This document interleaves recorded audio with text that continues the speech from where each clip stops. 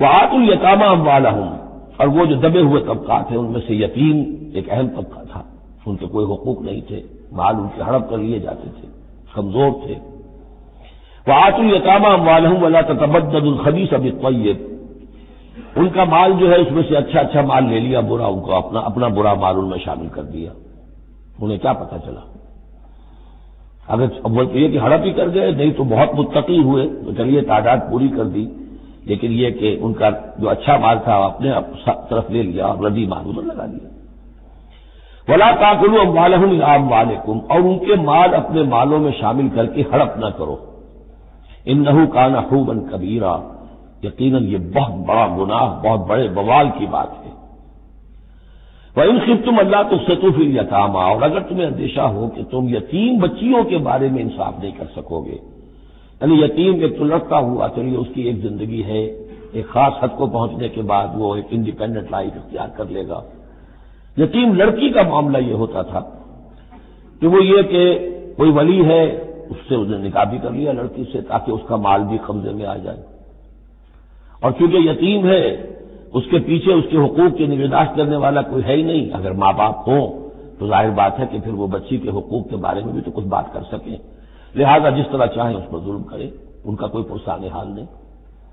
تو اس میں خاص طور پر کہ یتیم ایک تو ہے لڑکا اور ایک لڑکی یتیم۔ وآتوا الیتامی، اسے منکرین سنت نے، منکرین حدیث نے اس آیت کو مختلف طریقے سے وہ تعبیر کیا ہے، لیکن وہ میں یہاں اس کو بیان نہیں کر سکتا۔ جو مفہوم میں صحیح سمجھتا ہوں، جو سلف سے چلا آ رہا ہے، جو حضرت عائشہ صدیقہ رضی اللہ تعالی عنہا سے مروی ہے، تو میں وہی بات بیان کر رہا ہوں۔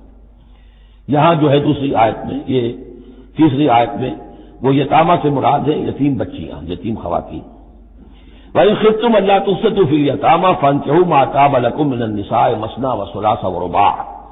تو پھر یہ ہے کہ تم ان یتیم بچیوں سے نکاح مت کرو، اور تمہیں جو پسند ہو، اگر ضرورت ہے دو دو تین تین چار چار کی حد تک تمہیں اجازت ہے، نکاح کر سکتے ہو۔ تعدد ازدواج کی گئی آیت قرآن مجید میں،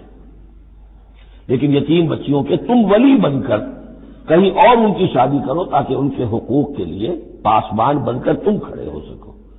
ورنہ یہ کہ تم نے انہیں اپنے گھروں میں ڈال دیا تو پھر ان کے حقوق کا کون ہوگا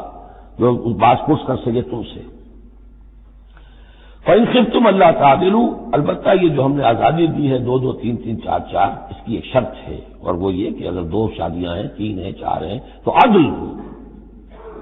وَإِنْ خِفْتُمْ أَلَّا تَعْدِلُوا، اگر تم ان میں برابری نہ کر سکو، یہ اندیشہ ہو، فَوَاحِدَةً،